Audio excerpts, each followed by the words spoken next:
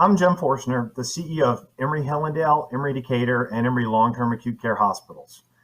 I want to thank House of Hope and Pastor Sharice Cross for allowing us to bring this important health information to you through the Hope TV platform. As we continue to be challenged by COVID-19, it is incredibly comforting to know that ministries like House of Hope are supporting our community. I encourage you to keep your guard up by wearing masks, practicing hand hygiene, and avoiding large gatherings until such time as you and those around you are able to receive the vaccine. To learn more about the vaccine, I invite you to visit our website at www.emoryhealthcare.org/COVID-vaccines-FAQ.html. You can also find that right off our emoryhealthcare.org homepage. On behalf of our physicians and all of our staff, I want to thank you for doing your part to stop the spread of COVID-19.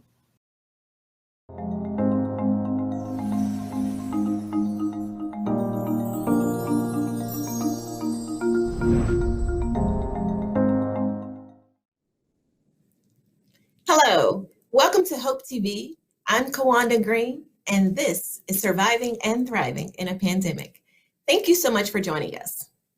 Actually, welcome back. Last week, we talked to Dr. Andrea Dabney, an OBGYN at Emory Healthcare. We talked to her about women's health. And this week, we're going to talk about women's health. We talked about pap smears and women's cycles last week, and we really got into it. So I recommend you go back and watch part 1. Part 2, today we're going to talk about fibroids and menopause and among other things, but we're going to dive into it. So we're going to get right into it because Dr. Dabney has so much great information for us. Dr. Dabney, welcome to the show. Welcome back to the show, actually. Thank you. Thank you for having me back. It's good to be here. Yeah, thank you so much. Just like I said, last week we talked about the pap smear and our cycles, and we ended off talking about the heavy bleeding. And what I've heard when they bleed a lot, that fibroids might be an issue. Can we talk about that? Absolutely. That's a great question. Fibroids happen to be one of the most common uterine masses. The uterus is the womb, or what holds a baby when you're pregnant. The fibroids are smooth muscle tissue growths. Now, what that means is the type of tissue that it is growing in that organ in the uterus is smooth muscle. Now, because of the character of it, we can see this tissue on imaging, such as an ultrasound. When we see these, it helps us measure them, and it helps us to learn more about ways to help young women, because some young women, unfortunately, make very large fibroids. Those fibroids can be difficult in that they can cause heavy bleeding, and for some women, infertility. And so it's really important because we can get imaging such as our ultrasound, our MRI or magnetic resonance imaging to look more at these lesions so that we can offer therapy or treatment. Now, for some women, they don't need treatment. I'm sorry, were you about to say something? That's what I was going to ask you about treatments. But you continue and we'll get back to that. Sure. And so when they come to us with a complaint of the heavy bleeding or abnormal bleeding or changes in their cycle. My cycle was every month, but now I'm noticing it's twice in a month, or I'm noticing it's longer than it used to be. what we do is imaging, and ultrasound is our best friend. It's one that we use to help look at the different um, textures and shadings of the image and the qualities in that image to tell us more about what's going on. Now, with fibroids, they have submucosal, subserosal, and intramural. That's where they are located on the uterus or inside the uterus. Depending on where they're located, helps us determine how we can treat a patient. Some women we offer medications to, and usually we try to use that as our guideline, knee jerk automatically because it's the least invasive thing for a patient. But there's a lot of caveats to that. If they are perimenopausal, if they are on the verge of 48 to 50 years old, they may say, look, I've had my children. I just want this bleeding to stop. And we understand that. So we move to more what we call definitive treatments. And usually that is a hysterectomy or removal of that uterus. Now, if the fibroids are in a young reproductive age woman that is interested in childbearing, that may or may not have started having children yet, we offer medications, but those medications put you into fake menopause. So it shuts the hormones down to stop the growth of the fibroid. So you can't get pregnant when you're in fake menopause. So that's not the right choice. So we have other things that we do, such as a myomectomy or removal of one or two fibroids. Sometimes it's a lot more than that. Imaging is great, but it's still technology that's going to continue to improve. And so sometimes the images don't show us all the fibroids that are actually there. And when we take you to surgery, it ends up being a lot more than what we had planned for initially. So a myomectomy is what we call uterine sparing, meaning the job is to keep that uterus because one, the patient wants her uterus. Two, the patient is interested in childbearing. And so we have to go through a lot of discussion around the needs of the patient and helping them to decrease sometimes just the bulk or the size of their uterus because they're in so much pain or pressure.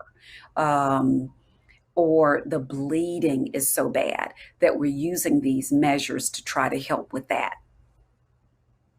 Dr. Dabney, why are fibroids so high in African American women? I will win the Nobel Peace Prize if I figure that one out.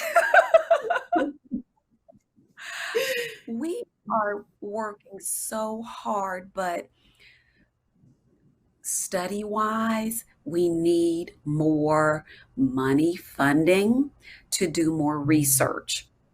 There are a lot of women's issues that don't get the deserved funding to learn more so that we can do better. But it's slowly getting better. We're making ground in it. I so wish I knew the magic bullet to fibroids because you are so right. It is what a large majority of my young women that have them are African American. and they can be so difficult. So we've got to figure that one out. We just don't know the answer yet.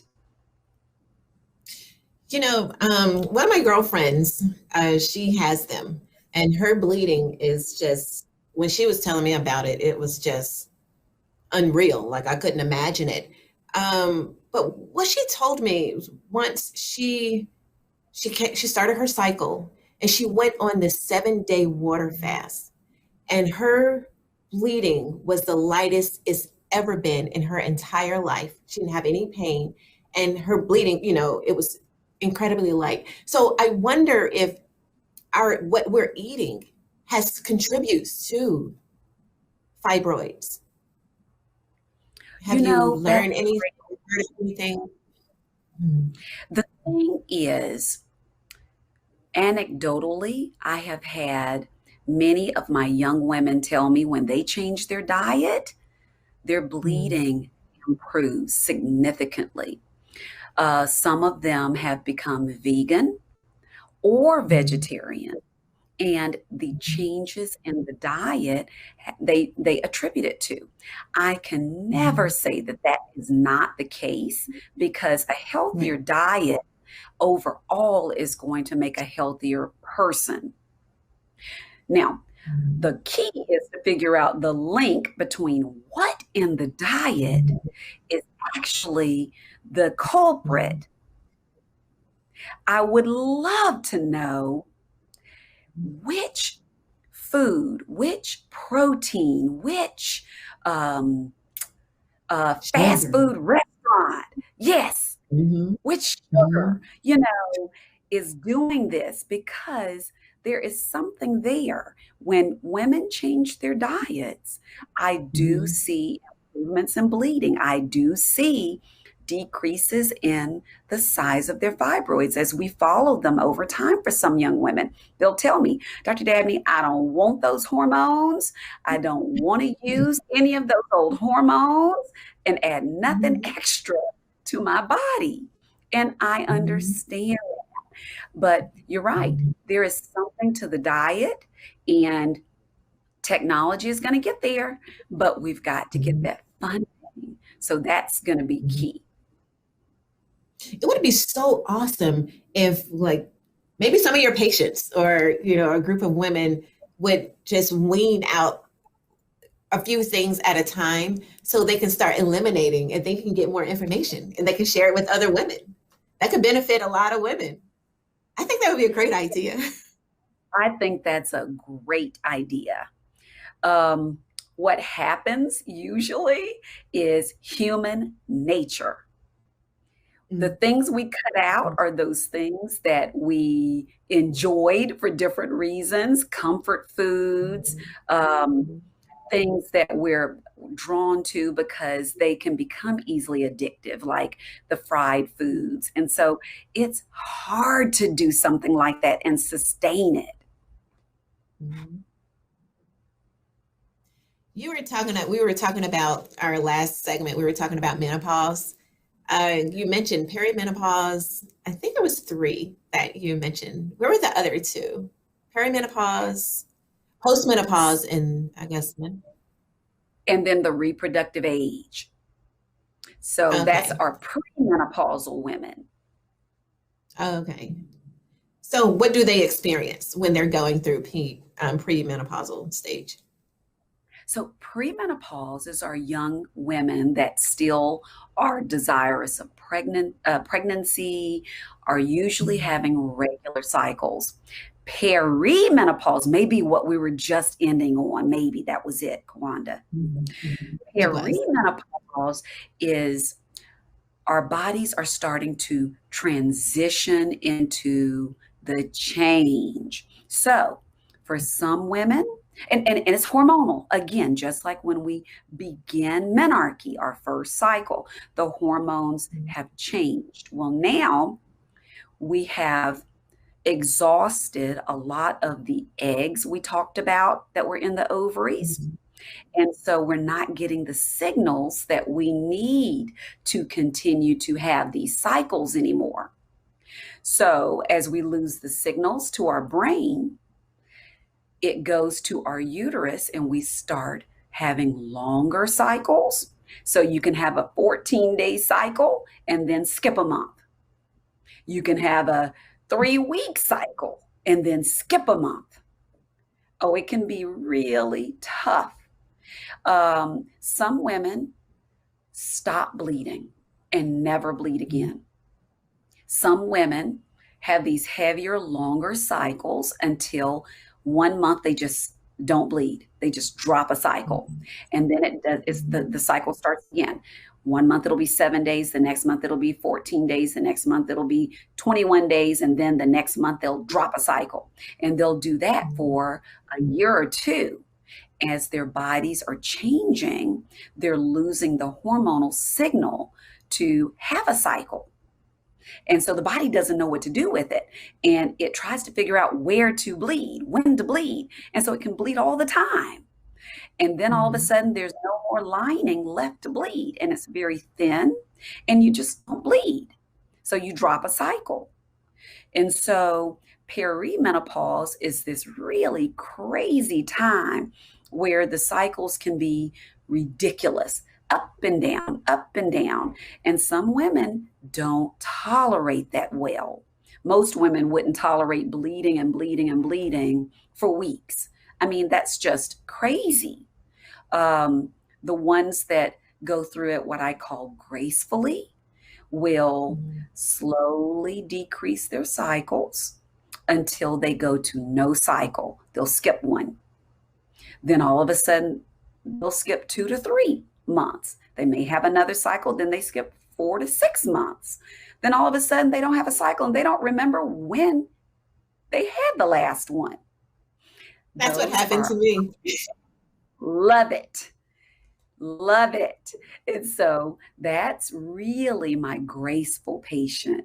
And those wonderful patients come in and they'll say, you know what? I haven't had a cycle. I haven't had a cycle and it's been a year. And then we start talking about how do you feel since you don't have those cycles? The hormonal changes, the drop in your hormone levels can make you feel horrible for some women. Some women have what we call flushing. Just all of a sudden, they'll feel heat and they'll feel just like they've got to rip their clothes off. Hot flash. You called it flushing. What is that? Why is that called flushing? That's a medical term that we use, but it is the hot flash. Okay. And call them warm moment. Call them warm moment.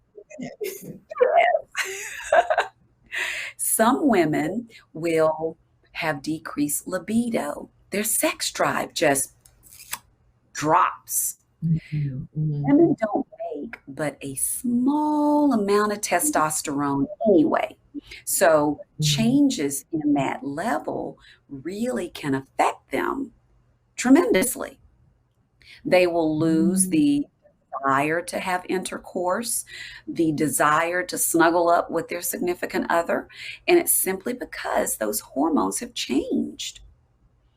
Some women, oh, I'm sorry, were you about to say something? I was saying, oh, wow, because when you said that, I'm picturing couples, married couples, and, you know, a woman going through the change, you know, and also when you said, you know, it's changing, I just realized growing up, I'll always hear people say, she's going through the change. And you just made it make sense.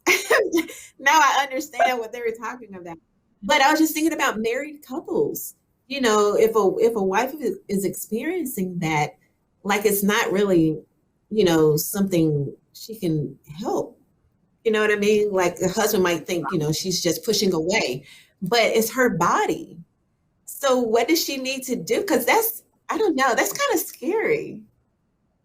Well, it is. And the thing to remember is men don't know what you're going through, and they don't have those changes. So it may be hard to talk about. It may be difficult to discuss with your husband, but because they don't understand that hormonal change. But you think about men that go through the life change where they buy the big race sports car, or now all of a Mhm. sudden they're looking for a younger woman, or things like that. That's the first things that came to my mind. I'm sorry, but No, you're right. they don't see it the same. What we have to do is I have an open and honest discussion with the patient about what we can offer. And usually it means adding hormones back into their body so that they can gradually transition through the change. The hormones that your body made are dropping sharply in the first couple of years of menopause. So you experience other things like vaginal dryness. We talked about decreased libido. You also experience mood swings, and it can be very hard. Um, you may not even realize you're going through it, but your family does. And so you're just not as, um, your hormones aren't stable. They're going up and down, up and down. And so your mood is doing the same thing. And that can be hard on you. Um, Sometimes women can use natural remedies and they will try some of the over the counter medications first. The thing is, you always want to discuss these, even these over the counter medications with your physician, because the hormones that they will change may not be all of the hormones you need to protect your lining. And if you don't, you can develop a cancer in the uterus from too much exogenous or an outside source of estrogen. We have in over the counter medications phytoestrogens or plant based estrogens. Now, it's over the counter, so a lot of women think it's okay. Those are still estrogen. So your body is making and using it the same. You do need to protect that lining with progesterone. So you have to balance it so that it doesn't run away, run away into something that could lead to cancer. And that's really important. Okay, I have a couple of questions. One, how can the men in our lives be more supportive? Like when women are experiencing, the change or those changes, how can they be more supportive? And also, after you answer that, what can women do about the dryness? Is there anything they can do naturally, about the dryness? We can talk about it. We can get with the men first, and then we'll talk about the dryness because I'm sure they want to know Sure. that. Great questions. Now, with men, the biggest thing they have to understand is we don't always recognize everything for what it is. We may not know that we're going through mood shifts. Being open and honest, just like when we have our spiritual retreats and we sit down together and we talk to each other and we Mhm. are open about how we feel and what things drive or negate me being more cozy with you. For instance, um, women are so stressed by all the different things we get pulled from that at the end of the day, you want to sit down, flop down, and just take a breath Mhm. because you already know there are going to be a million things just running through your head, even when you sit down to take that break. Mhm. The mood swings come from stressors as well. And Mhm. if men can be more supportive, more, honey, I understand. Is there anything I can do? Can I rub your feet? Oh, that I wish I could write a prescription for massage, um, sitting down and just talking. It's so important because we don't get to do that enough.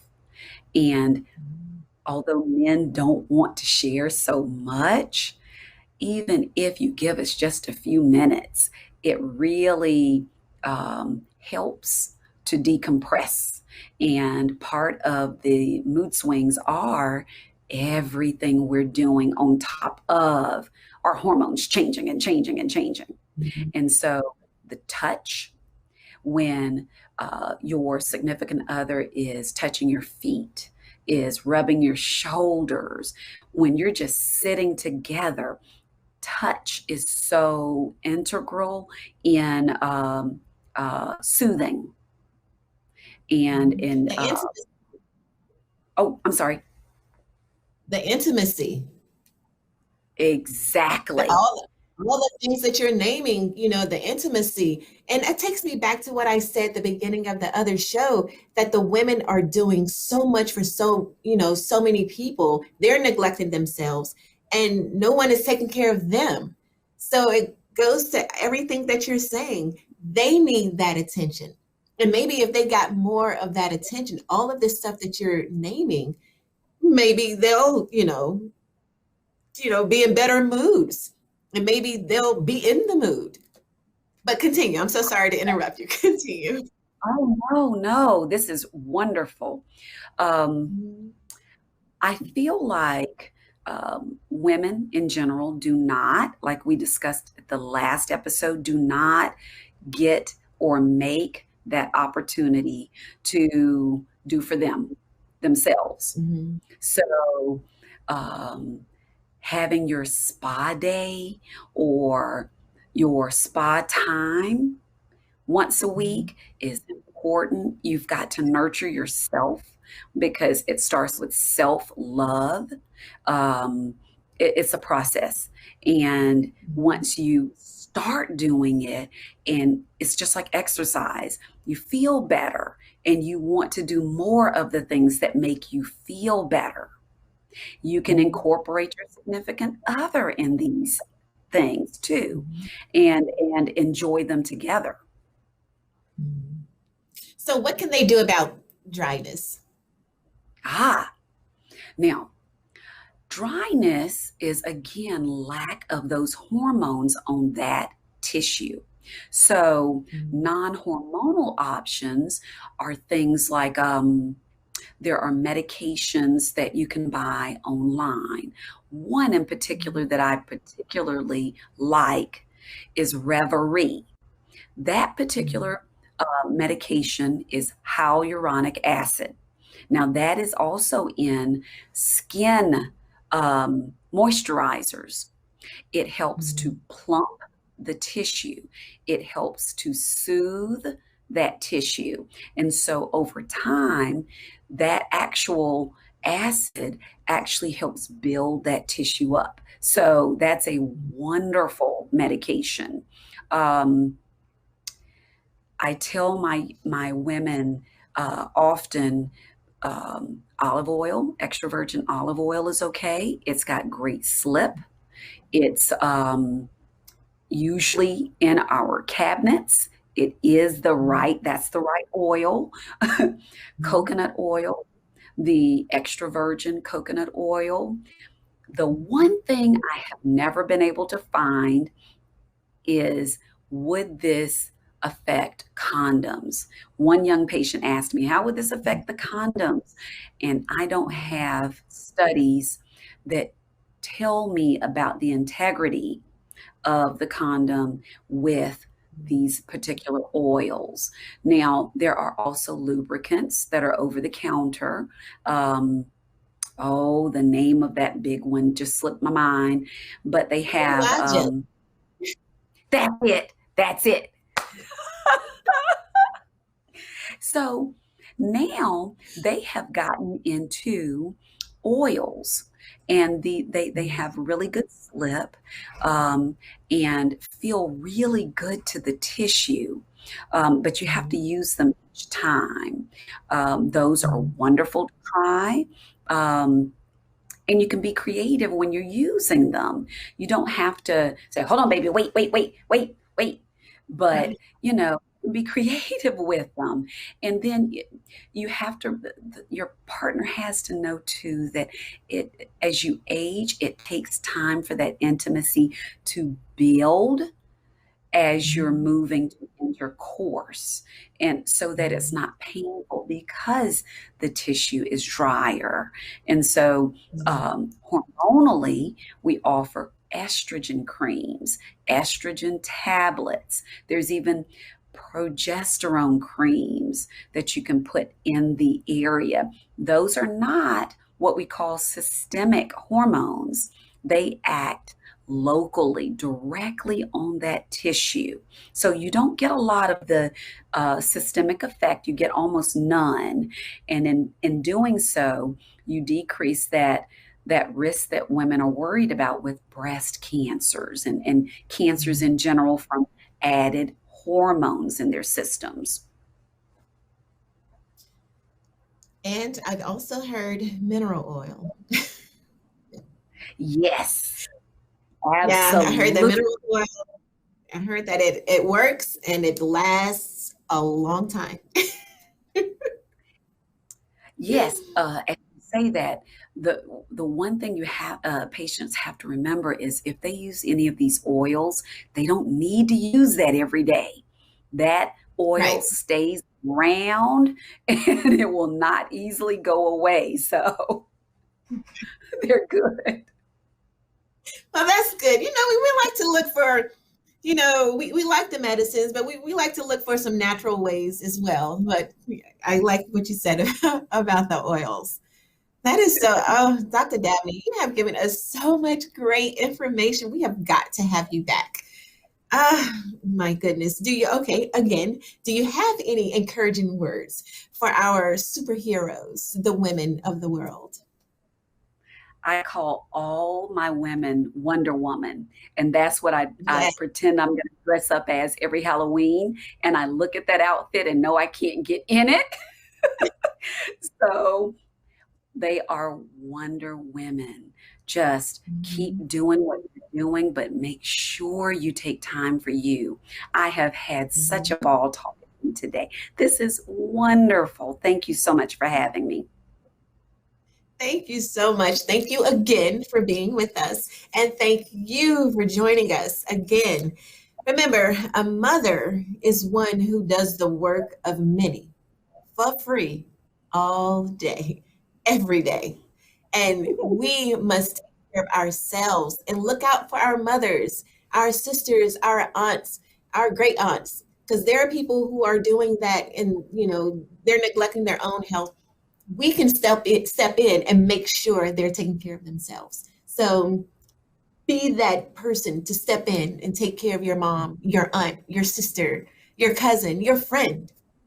And also, mothers, women, we love you. We appreciate you. We need you. Always remember, if you have health, you have hope. And if you have hope, you have everything. Don't lose hope. See you next time.